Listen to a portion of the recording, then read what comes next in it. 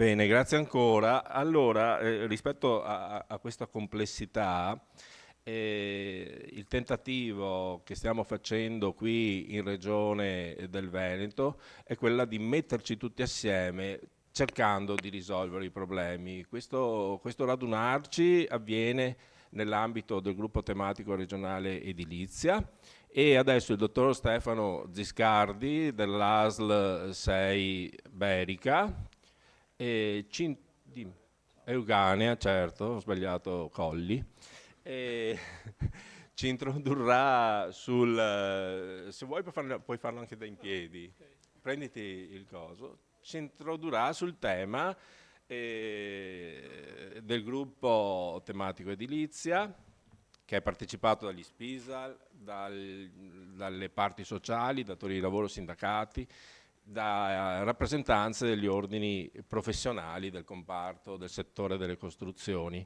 E quindi grazie Stefano. È già pronto? Sì. Ok, intanto buongiorno a tutti. Io vengo prima della pausa caffè, quindi rispetteremo gli orari. Allora vi parlo del gruppo tematico regionale che l'ha già diciamo, preannunciato il collega Cipriano. Ok. Questo nostro gruppo è stato istituito dalla Regione Veneto con una delibera di giunta regionale, quindi è una cosa molto importante che ha trovato vita diciamo nel 22, ma abbiamo cominciato ad operare nel 23. E oggi diciamo è un anno. Noi ci siamo trovati in questa sala praticamente un anno fa perché abbiamo iniziato un grosso intervento che è quello che poi vado a presentare, che è un po' il sunto di quello che noi stiamo facendo. In realtà, insomma, poi vedrete, abbiamo fatto anche altre cose, abbiamo in cantiere altre idee, altri programmi per cercare di arrivare ad avere un ambiente di lavoro in cantiere un pochettino diverso da quello che abbiamo adesso. I numeri che ci hanno appena fatto vedere sono numeri che per forza di cose necessitano insomma, richiedono una riflessione, perché tanti infortuni così in cantiere è eccessivo e non ci può essere solo il lavoro da una sola parte, quindi l'organo di vigilanza fa quello che può, ma ovviamente i professionisti che sono in sala oggi e gli imprenditori devono tutti impegnarsi a ridurre questo incredibile stilicidio, no? che continua. Questi gruppi, quelli che vedete in realtà alcuni gruppi hanno cambiato i coordinatori perché nel frattempo o sono succeduti per la pensione o per altri motivi, però il nostro gruppo è ancora capitanato da Cipriano Bortolato e vedete questi gruppi di lavoro richiedono, per chi ne fa parte, richiedono anche degli sforzi, prima di tutto da parte di Cipriano lo sforzo è continuo, noi ci sentiamo spesso e quindi sappiamo che anche il sabato e domenica molto spesso ci si diletta a produrre slide o comunque a fare qualche cosa, perché effettivamente all'interno dell'orario di lavoro è difficile fare tutto e le cose da fare sono tante. Anche guardate che organizzare convegni come questo è impegnativo, nulla viene in automatico. Il senso di questo gruppo, il motivo per cui questo gruppo è nato perché dovrebbe supportare la regione nei comitati regionali di coordinamento che sono previsti già per legge. L'articolo 7 del decreto 81, se vi ricordate, prevede i comitati regionali di coordinamento, che non sono altri che tavoli di lavoro attorno al quale tavolo ci stanno tutte le organizzazioni imprenditoriali, sindacali, ci stanno gli organi di vigilanza, quindi anche INPS, INAIL, l'ispettorato, eccetera, e a questi comitati regionali di coordinamento i gruppi di coordinamento di cui oggi parliamo appunto del gruppo tematico regionale dà il proprio apporto con iniziative, con idee.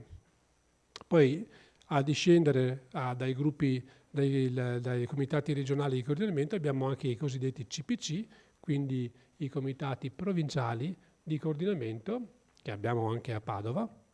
Io parlo per Padova perché sono di lì, ma voi avete il vostro, e quindi sono comitati in cui ci si confronta con tutte le parti interessate alla fine di individuare delle strategie di intervento.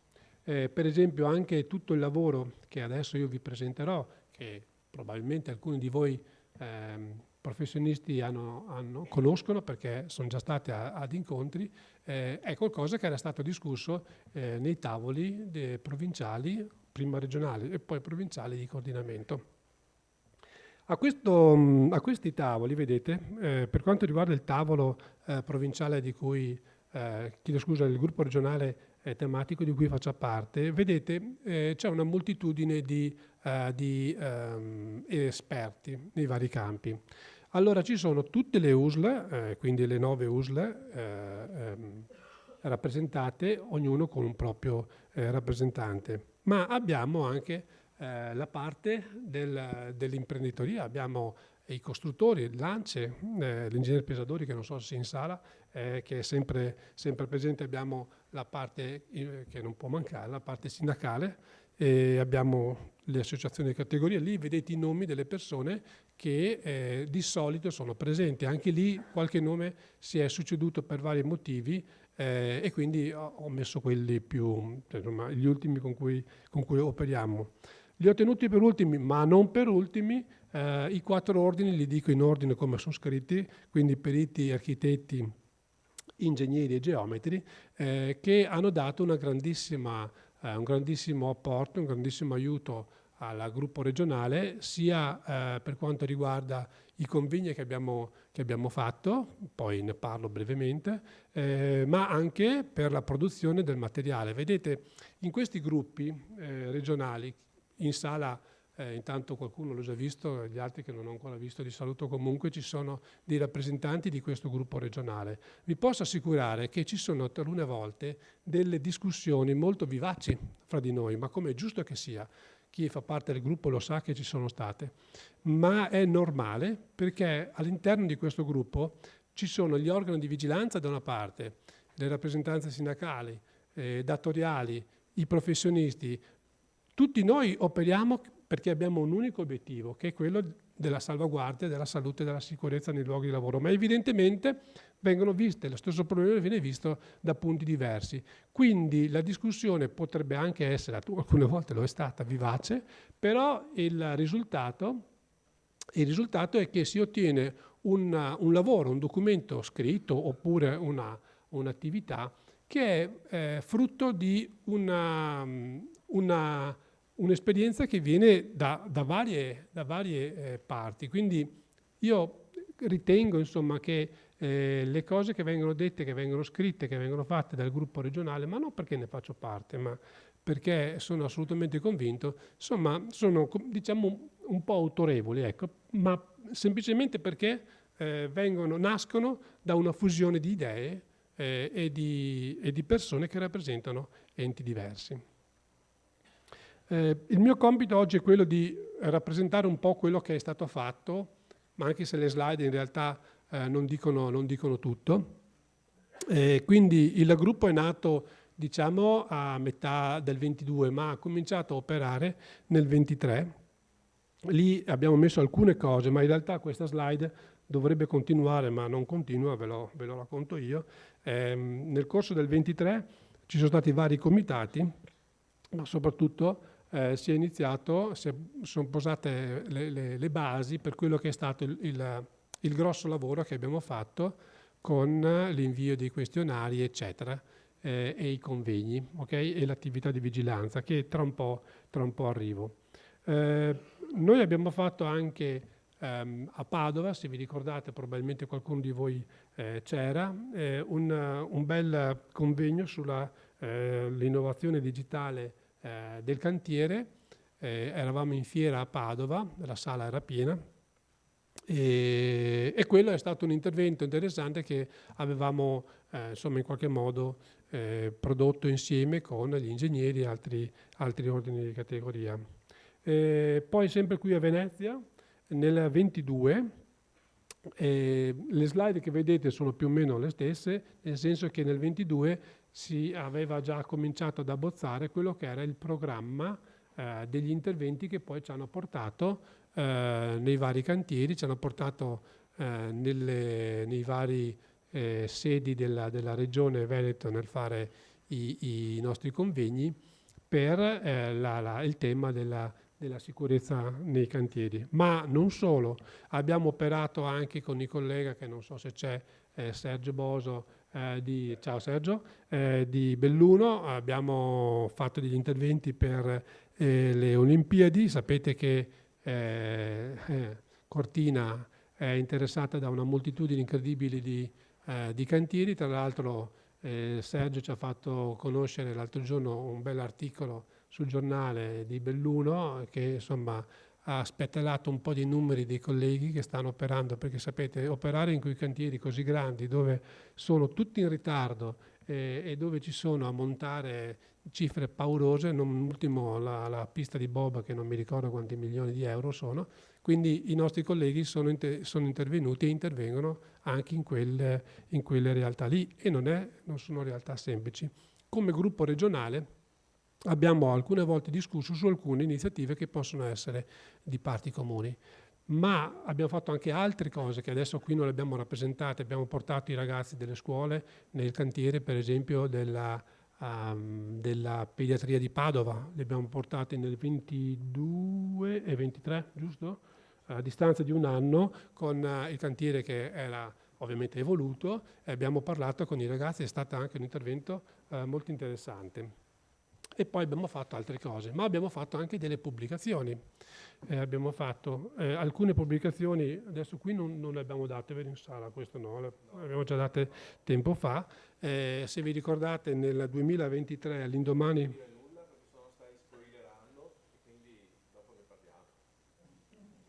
Va bene.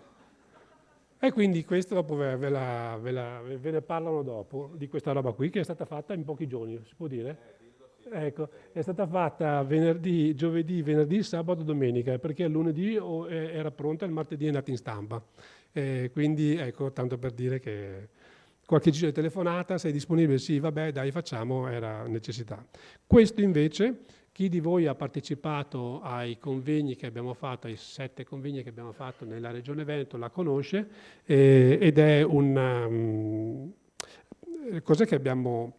noi siamo partiti da un assunto: i professionisti non si devono sentire offesi, ma la qualità dei documenti per la sicurezza che si rinvenivano, insomma ancora si vedono un po' in cantiere, la qualità era molto scarsa, quindi PSC e POS, quasi che tutto ciò che era scritto non nell'81 ma ancora nella 494 sembrava quasi che fosse andato in dimenticatoio. Allora con questo documento si è rispolverato un po' quelli che sono gli obblighi in capo al CSP, coordinatore per la progettazione e per l'esecuzione, ma soprattutto abbiamo tirato fuori quel famoso allegato 15, che ahimè allegato 15 del decreto 81, quindi i contenuti minimi dei PSC, e poi a seguire anche dei POS, perché il problema è che molti si siano dimenticati di quelli che sono i contenuti minimi. Non è colpa del software, ma è colpa di chi schiaccia il bottone davanti al monitor. Il software non ha mai colpa. Allora con questo documento, che poi è il sunto dei questionari che sono arrivati nei vostri studi, insomma, a casa dei committenti, le domande di questionari vertevano proprio su quello che erano gli elementi cardine dei contenuti minimi previsti per legge. Quindi non è che non ci siamo sforzati tanto, abbiamo semplicemente rispolverato quello che la legge prevedeva, insomma, ma che nei documenti non sempre si è rinvenuto, perché tante volte, oltre alla copertina, qualche volta è sbagliata pure quella, oltre alla copertina a volte non si trovava tante cose, insomma. E quindi il nostro scopo era quello di dare, come dire, di fare un momento di riflessione con tutti sull'opportunità di rivedere i contenuti di questi importanti documenti. Abbiamo fatto quindi azioni di diffusione, abbiamo fatto per quanto riguarda la TAV, le Olimpiadi, anche il collega qui a Mestre per il collegamento ferroviario Marco Polo, abbiamo fatto degli incontri, parlo al plurale, io non c'ero, sicuramente c'era lui e c'era qualcun altro, ma come gruppo siamo intervenuti anche in queste. Abbiamo già predisposto, ma verranno, penso, prodotte nel 25, giusto, le linee guida per il calcestruzzo, comunque sono già in fase avanzata e quindi insomma qualche cosa ci teniamo anche per l'anno prossimo, quindi insomma le idee le abbiamo. Bene, allora arriviamo al piano mirato, arriviamo un po' a quello che è nato poco più di un anno fa e che oggi in qualche modo non è che lo concludiamo perché poi vedrete che il lavoro continua, però a distanza di un anno è giusto ritrovarci e fare un po' il punto della situazione. Quindi gli obiettivi che noi ci eravamo dati con questo progetto era quello di, diciamo, aumentare il numero di cantieri che gli organi di vigilanza effettuano ogni anno.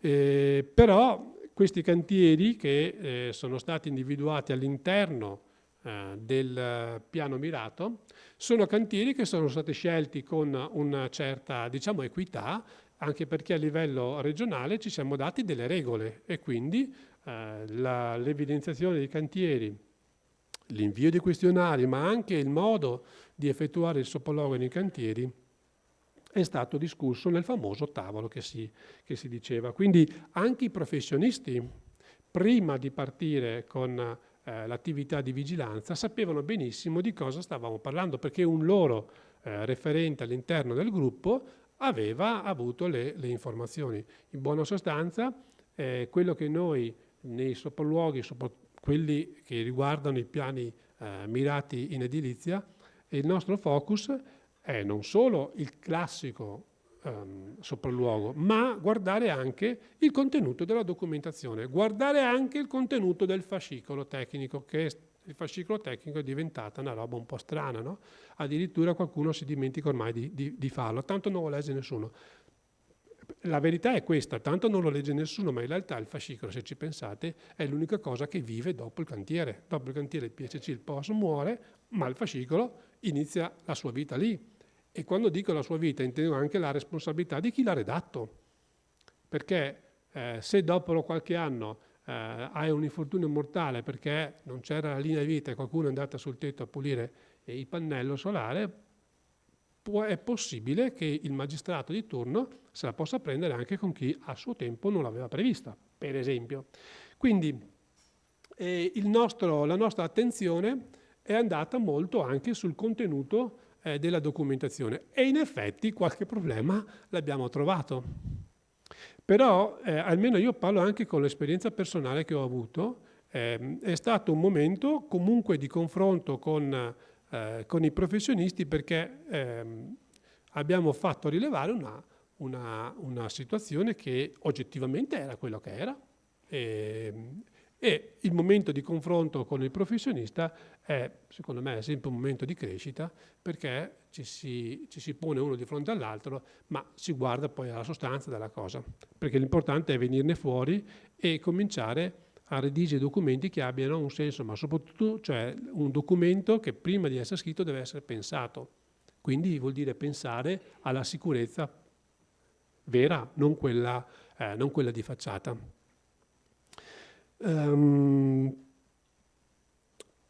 Penso di aver detto un po' tutto quello che avevamo scritto qui. Noi l'attenzione sul nostro intervento, che poi lo si esplica anche nei questionari che abbiamo mandato, era dare attenzione al committente, dare attenzione sull'attività del coordinatore in fase di progettazione, in fase di esecuzione e questa famigerata impresa affidataria.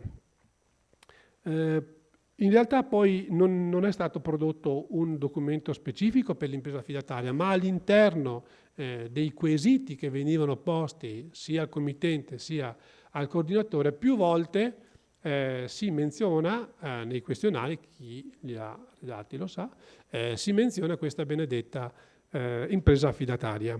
Il committente è un grosso problema, perché a parte quel committente particolare, metti l'azienda piuttosto che qualcuno che insomma conosce, ma la gran parte dei committenti non conosce la responsabilità, no? che ha. I requisiti tecnico-professionali, ma mi domando, ma quanti committenti davvero si sono messi a chiedere i requisiti tecnico-professionali dell'impresa? Eppure, se noi guardiamo la Lega 17, c'è ed è molto importante. Soprattutto oggi abbiamo sentito prima, no? La frammentazione di piccole imprese. Nella frammentazione tu hai persone, anche lavoratori autonomi, che oggi prendono un contratto per la costruzione di una casa. Un lavoratore autonomo come fa a costruire una casa da solo? Eppure vediamo che ci sono contratti di questo tipo. Ovvio che se il committente sapesse l'errore che sta commettendo non lo farebbe, perché se va a richiedere i requisiti tecnico-professionali di un lavoratore autonomo sarà bravissimo, ma una casa da solo non la può costruire. Ma siamo ancora cioè questi sono i problemi. E quindi insomma al committente, ecco, noi quando abbiamo inviato i questionari ai committenti ne avevamo discusso ampiamente. Il vero problema, cioè il nostro obiettivo era arrivare al committente, alla signora Maria, famosa. Non è stato semplice e forse in alcuni casi non ci siamo neanche riusciti, dobbiamo essere sinceri, perché l'unica mail che noi avevamo a disposizione era la mail di chi ha inviato la notifica preliminare, che per legge è il committente che fa la notifica, ma sappiamo benissimo nella stragrande maggioranza di casi la notifica la produce, o meglio, la invia il professionista. Allora al professionista potrebbe essere successo, è sicuramente successo, che gli è arrivata la mail da parte del servizio regionale con il questionario per il committente. Noi nei vari gruppi, nelle varie riunioni che anch'io ho fatto nei collegi, ho detto mi raccomando, se arriva il questionario del committente non redigetelo voi in ufficio, andate a casa della signora Maria e alla domanda X spiegategli il senso della domanda e rispondete insieme magari, però fate in modo che il committente venga a sapere, venga a conoscenza di ciò che sono i suoi obblighi, va bene? Ok, vedo che sono già 22 minuti, quindi non voglio, vado un po' veloce verso la fine. Noi come strumenti abbiamo usato il questionario, il quale questionario poi è stato verificato. Allora, velocemente, ma non entro nel merito, altrimenti non ho più tempo. C'era il questionario per i committenti con domande molto semplici su quelle che erano, anzi scusate, su quelli che sono i compiti, le responsabilità del committente. Quindi è stato fatto questo questionario affinché il committente prendesse davvero coscienza. Io credo che i committenti che sono stati interessati dal questionario, ma veramente, cioè che l'hanno letto, hanno compreso effettivamente che, magari l'hanno compreso in quel momento, ma hanno compreso che avevano un po' di responsabilità. Poi abbiamo il questionario per i coordinatori in fase di progettazione e in fase di esecuzione, con domande molto mirate, sono domande tratte dai contenuti minimi. Vado avanti con questa slide qui che l'abbiamo già riproposta più volte, ma di fatto è sempre quella. Sono i numeri che giustificano il nostro operato, ovvero vedete che lì ci sono le 9 USL, noi dobbiamo come dato di riferimento noi abbiamo i livelli essenziali di assistenza, cosiddetti LEA.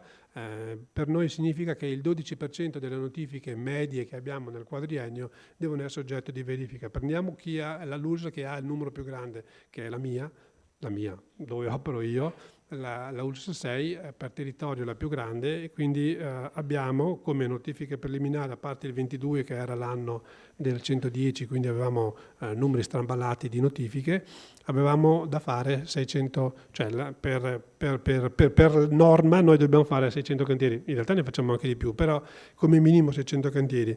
A questi, con le regole che noi ci siamo dati, l'80% sono quelli minimi cantieri che noi dobbiamo visitare, ok? Quindi 480 sicuramente li dobbiamo visitare. Noi abbiamo deciso come gruppo regionale che il 40% di quel numero che dovevamo fare come cantieri, nel nostro caso era 600, nel 40% dei casi dovevamo inviare i questionari. Quindi nel caso dell'ULSS 6, 240 cantieri saranno oggetto di invio del questionario, che è un numero piuttosto elevato. L'invio del questionario, guardate, non è solo schiaccia il bottone, si invia il questionario, perché poi il questionario intanto richiede un attimo di attenzione da parte di chi lo compila, ma poi c'è anche il ritorno nostro, perché dobbiamo valutare le risposte e i contenuti delle risposte. All'interno di questi cantieri che noi abbiamo selezionato, una quota pari al 10% saranno oggetto di sopralluoghi. Sopralluoghi quelli cosiddetti specifici, quindi sopralluoghi un pochettino più approfonditi, sopralluoghi che mirano anche alla qualità della documentazione, come ho spiegato prima. Ok, vado veloce? Sì. Vado velocissimo. Allora, in questo anno noi abbiamo fatto 7 interventi, abbiamo portato in sala circa 1600 persone, circa 1600 professionisti. Diciamo che grosso modo 40.000 professionisti sono stati interessati, perché con tutte le mail e le lettere che hanno inviato i vari organi siamo riusciti ad avere una platea molto importante. E velocemente un anno fa eravamo qui in 350, in 160 a Verona, Padova 220, e insomma vi assicuro che qualche notte l'ho persa per organizzarlo, 180 a Rovigo, a Belluno 150, poi un exploit a Treviso con 300, 215 a Vicenza. Bene. Nell'attività nel 2024 abbiamo fatto anche dei corsi di formazione ai nostri colleghi, 2 edizioni, giusto? 3 edizioni a Vicenza. E perché questo? Perché tutti i colleghi della Regione Veneto devono usare lo stesso metro, la stessa misura nei vari cantieri. Questo è l'intento, non è facile, ma questo abbiamo fatto. Abbiamo prodotto altri, ecco, all'interno del comitato, del gruppo tematico regionale abbiamo anche dei sottogruppi. Io sono coordinatore del sottogruppo che ha prodotto dei verbali che poi ne parlerà lui, nei verbali per il CSE, ma c'era anche il sottogruppo per il RLS in cantiere, e sono altri sottogruppi con altre attività che abbiamo sviluppato. Vado veloce perché sennò non ho più tempo e voglio vedere lo stato di attuazione, ok? Così dopo lascio il tempo anche a un altro collega di dire alcune cose.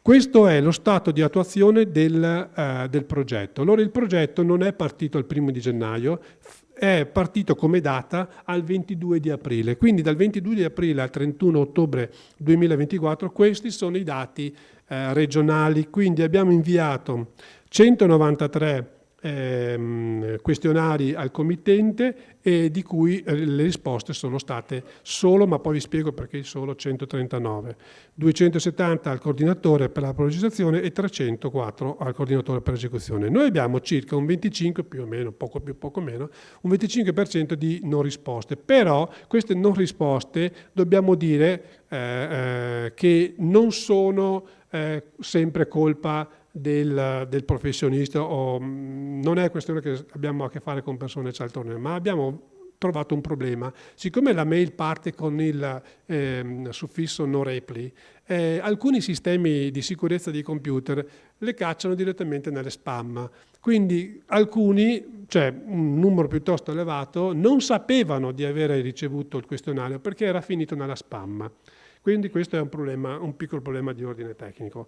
Questo è il prospetto delle varie USL, vedete che abbiamo grosso modo, adesso non leggo più i numeri, abbiamo un 70, 72, 73% di progetto già realizzato, mancano 2 mesi, siamo partiti ad aprile, non a gennaio, quindi dovremmo farcela per quelli che sono i programmi. Questo da un punto di vista sinottico è anche il quadro, così si può vedere facilmente anche i comuni che sono stati interessati, il territorio comunale che sono stati interessati dall'invio dei questionari, committenti, coordinatore per l'esecuzione, eccetera. Quindi abbiamo coperto bene o male tutta la regione Veneto e quello che non è stato coperto verrà coperto. Attenzione che ci sono alcuni comuni che hanno pochi cantieri, molto pochi, per esempio io vengo dalla provincia di Padova, c'è la cosiddetta Bassa Padovana verso il Veronese, che è un territorio che purtroppo è sfortunato e quindi lì ci sono davvero pochi cantieri. Poi noi nella nostra ricerca abbiamo tolto i cantieri, quelli piccolini, fino a 30.000 euro. Questi sono i dati dell'USLA di cui io faccio parte, ma in realtà sono vecchi perché ieri li abbiamo aggiornati e ieri ho inviato altri 30 questionari, quindi i committenti sono arrivati a 64, 68 e 68 i coordinatori, per un totale di 200 cantieri, su 240 che dobbiamo mandarne, quindi di fatto vedete che l'azione va avanti e ovviamente continueranno anche i sopralluoghi. Vabbè, non abbiamo tempo per far vedere questa cosa qua. Arrivo a questa, poi passo la parola all'ingegnere. Questa è l'ultima slide. Allora abbiamo messo sul piatto della bilancia quello che abbiamo raccolto in questo anno di attività per quanto riguarda il piani mirati. Quindi da una parte abbiamo visto delle incongruenze del CSE con quelli che sono i propri obblighi, articolo 92, quindi diciamo le attività di coordinamento. Quindi i nostri zoopologhi hanno dimostrato, bene o male si sapeva, che c'è qualche problema ancora da risolvere. PSC e fascicoli soprattutto che non sono aderenti all'allegato 15. Più volte quando sono stato in questo periodo nei collegi dicevo: prendetevi in mano l'allegato 15, non prendete il vostro software, prendete l'allegato 15, provate a rileggerlo, l'avete letto quando avete fatto il corso di 120 ore tanto tempo fa, vedrete che troverete forse delle risposte.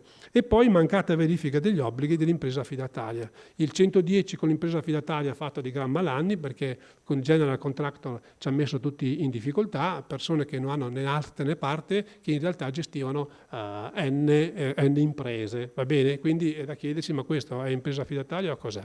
Quindi questi sono i problemi che abbiamo riscontrato, ma dall'altra, come elementi positivi, abbiamo avuto un coinvolgimento incredibile di persone. Abbiamo visto che in pochi mesi, cioè in 2 mesi, abbiamo incontrato fisicamente 1600 professionisti. C'è stata un'occasione, anche più occasioni di confronto e di incontro e un sistema di autocontrollo. Finisco per dire che il nostro operato come gruppo regionale è stato riconosciuto nei vari incontri anche con i professionisti come un momento di confronto importante, che proprio perché è importante io credo che continuerà anche l'anno prossimo, perché è assolutamente indispensabile che ci sia un'azione comune di tutti. Quindi io termino, perché adesso dobbiamo la parola all'ingegner Vicentin di Vicenza, che è un coordinatore che ha avuto a casa, gli è arrivato un questionario e adesso ci porterà la sua testimonianza. Grazie per l'attenzione. Grazie Stefano. L'ingegnere Vicentin da Vicenza, se no fosse stato di Treviso sarebbe stato Trevisan. Esatto, c'è tutto un problema di geografia. L'abbiamo conosciuto in occasione di quel seminario di Vicenza e dopo è stato uno di quelli coinvolti dai questionari. Volevamo sapere un attimo con quale impressione. Grazie dottor Ziscardi e all'architetto Bortolato per l'invito a questa ribalta, diciamo, importante e altrettanto insidiosa vista la combinazione di ruoli. Ecco. Il vantaggio è che mi pare di aver capito che c'è il coffee break fra poco, quindi l'obiettivo è ridurre al minimo il ritardo sul coffee break. Quindi, scusami, chiedo scusa a tutti perché nell'organizzazione di questo evento non ce l'abbiamo fatta, perché si parla di coffee break, però c'è solo una macchinetta e noi qui siamo, in 300, quindi poi vi darò anche istruzioni su come alimentarvi, però questo quando vi libereremo. Prego, no, non volevo ci fossero fraintendimenti sul coffee break. Ok, va bene. Non era nel questionario, quindi vabbè, è un argomento nuovo il coffee break. Quindi niente, vabbè, io sono tra i 304 appunto coordinatori in fase di esecuzione che ha ricevuto il questionario. Penso che più di uno qui presente abbia altrettanto avuto la medesima esperienza. Non è un'esperienza estrema, nel lavoro, nella vita ci sono esperienze più estreme, però da un punto di vista così della report che posso portare oggi è che di tutto quello che succede nel lavoro in particolare, visto il tema oggi è professionale, c'è modo di tirare fuori qualcosa di interessante. Credo che ognuno dei presenti qui sia qui per un motivo, abbia i suoi obiettivi, le sue ragioni per essere qui, e se alla fine di questa giornata si è portato a casa qualcosa o ha portato qui qualcosa, ecco, l'obiettivo è raggiunto. Anche in questo questionario l'esperienza, diciamo, poteva essere vissuta in due modi. In fondo si tratta, per dirla in modo molto sintetico, di una riproposizione in una forma un po' diversa di ciò che è scritto nell'articolo 92. Stiamo parlando adesso del questionario per il coordinatore per l'esecuzione. Ecco, io non sono tra coloro a cui è andato in spam, quindi sono anche tra i 211 che hanno risposto, e allora si potrebbe liquidare il discorso semplicemente dicendo: certo che faccio tutte quelle cose lì, insomma, il coordinatore per l'esecuzione deve fare quelle cose lì, sono scritte nell'articolo 92, è un elenco di obblighi.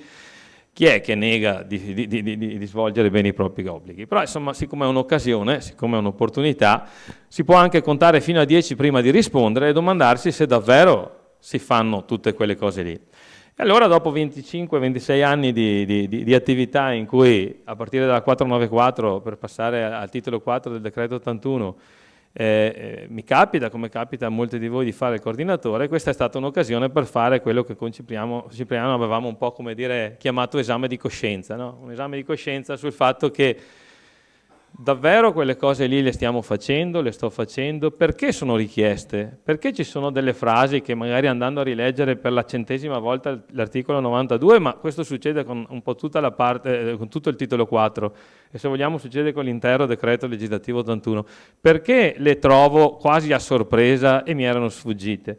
E cosa vuole veramente chi l'ha scritto e come posso io farlo? Faccio due esempi così, giusto per dire due domande su cui mi sono soffermato. Una è quella relativa alla verifica dell'attuazione degli accordi tra le parti sociali sul coinvolgimento degli RLS. Ecco, detta così, se siamo in quest'aula, se siamo in una lettura, come dire, scolastica, è chiarissimo.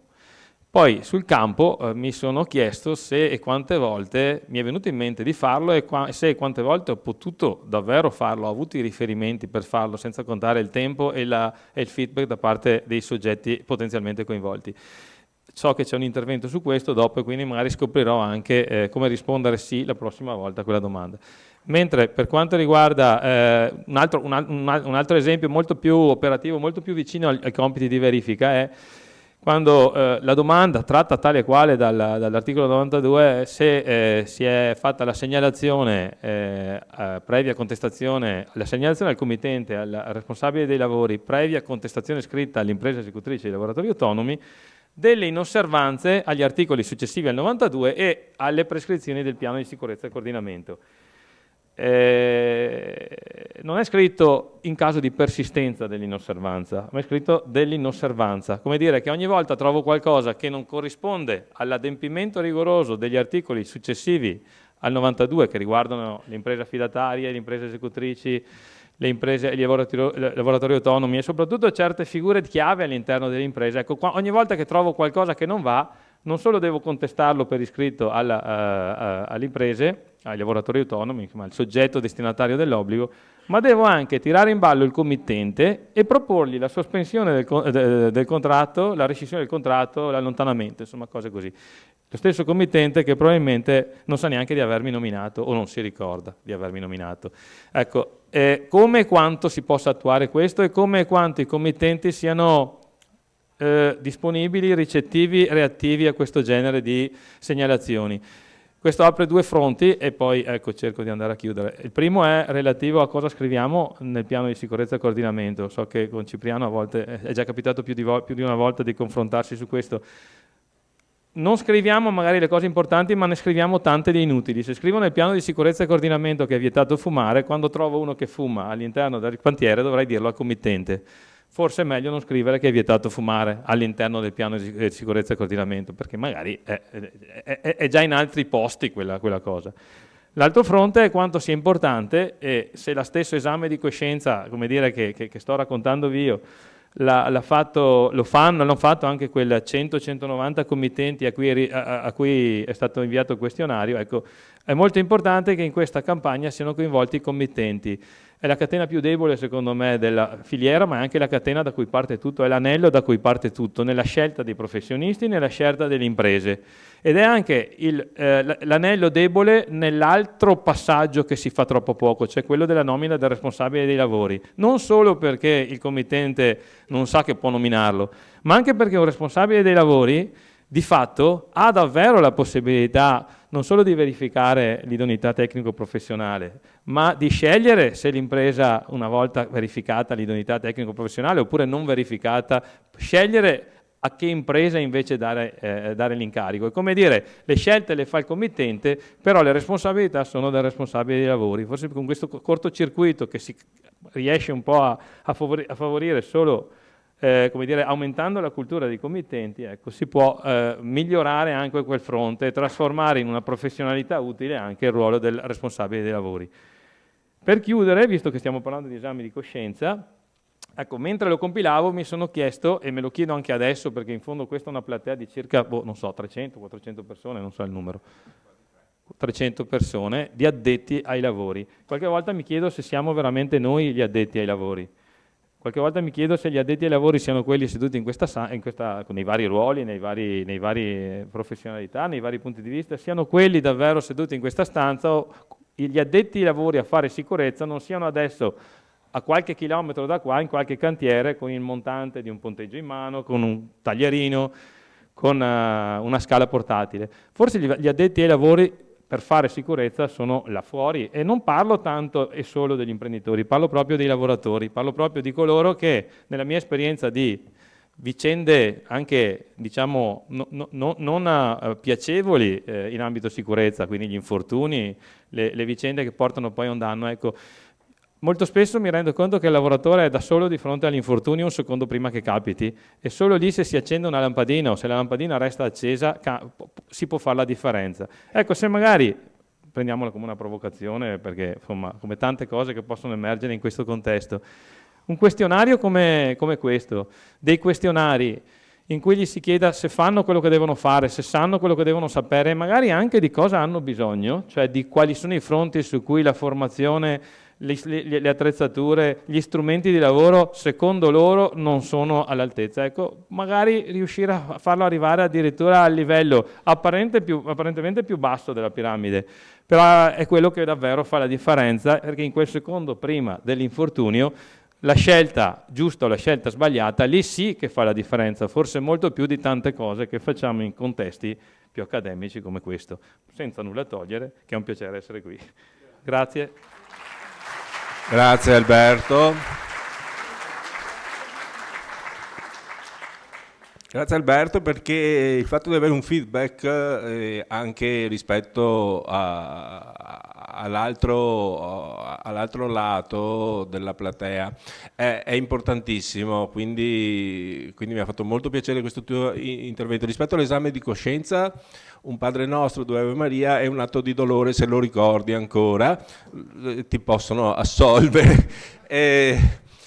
Ad ogni modo, no, va benissimo così. Ai quesiti che hai posto, quello dell'RLS, cerchiamo di dare una risposta, perché io, se mi fai la domanda cosa deve scrivere il coordinatore rispetto agli adempimenti in relazione all'RLS. Io in questo momento non mi ricordo più cosa uno specifico gruppo che poi interverrà ha definito. È complicata, non è la questione essenziale della salute e della sicurezza sul lavoro. Su quell'aspetto degli articoli 94, 95, 96, 97 che deve controllare il coordinatore, dopo con un mio intervento, adesso non so dirvi se questa mattina o oggi pomeriggio, cercheremo un attimo di capirci, ma questi incontri servono esattamente per svelare le cose, per cercare di confrontarci e di trovare soluzioni che siano praticabili, no? Soluzioni che siano praticabili anche su quel suggerimento che ci davi, su quale potremmo lavorare, cioè i questionari non via email forse, ma con altri strumenti, di portarli ai lavoratori potrebbe essere un percorso interessante anche di estensione di questo piano mirato di prevenzione edilizia, e quindi magari una riflessione quest'anno o i primi mesi del prossimo anno proviamo a farla sulla praticabilità della cosa, però ci sarà un intervento che si avvicina un po' a questo tipo di problematica, e quindi sì, è esattamente il momento della pausa. E fatemi vedere che ore sono, facciamo i bravi, diamoci un quarto d'ora, quindi sono le 52, alle 11:05 cerchiamo di rientrare in ordine qui e ripartiamo. Grazie.